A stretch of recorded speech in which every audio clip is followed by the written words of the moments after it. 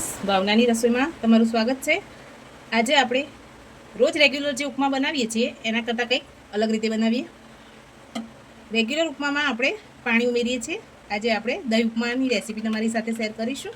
આ એક બાઉલ દહીં લીધેલું છે, એમાં આપણે પાણી ઉમેરી થોડું પતલું કરી લઈએ। એમાં આ લીલા મરચાં જે છે એ કટ કરીને રાખેલા છે એ ઉમેરી દઈએ। 1 ઇંચ આદુનો ટુકડો ખમણીને રાખેલો છે એ ઉમેરી દઈએ। ઝીણા સમારેલા લીલા ધાણા જે ધોઈને રાખેલા છે એ ઉમેરી દઈએ। હવે બધું સરસ એને મિક્સ કરી લઈએ। ગેસની ફ્લેમ ચાલુ કરી આપણે કઢાઈ રાખી દીધી છે। હવે એમાં તેલ ઉમેરીશું। તેલ ગરમ થાય એટલે એમાં રાઈ ઉમેરી દઈશું।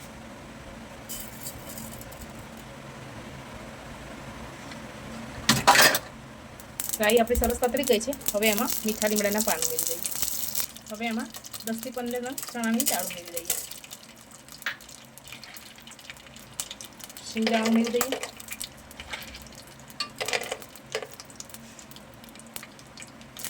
હવે ચણાની દાળ અને શીંગદાણાને ફ્રાય કરી દઈએ। હવે એમાં 1 કપ સોજી ઉમેરી દઈએ। સરસ એને રોસ્ટ કરી લઈએ। સોજી આપણી સરસ રોસ્ટ થઈ ગઈ છે। હવે એમાં આપણે જે બેટર બનાવીને રાખેલું છે એ ઉમેરી દઈએ। સ્વાદ પ્રમાણે તરત જ મીઠું ઉમેરી દઈશું। હવે એને સતત હલાવતા રહીએ। હવે એમાં ચીલી ફ્લેક્સ ઉમેરી દઈએ। ગેસની ફ્લેમને થોડી લો ટુ મીડિયમ કરી દઈ અને 2 થી 5 મિનિટ સરસ એને મિક્સ કરી દઈએ। આપણા દહીં ઉપમા બનીને તૈયાર છે। હવે એને સર્વિંગ પ્લેટમાં સર્વ કરી લઈએ। ફ્રેન્ડ્સ, આપણા દહીં ઉપમા બનીને તૈયાર છે, એકદમ હેલ્ધી અને ટેસ્ટી। તમને મારી આ રેસીપી કેવી લાગી એ મને કમેન્ટમાં જરૂર જણાવજો। લાઇક, શેર અને સબસ્ક્રાઈબ કરજો। Thank you.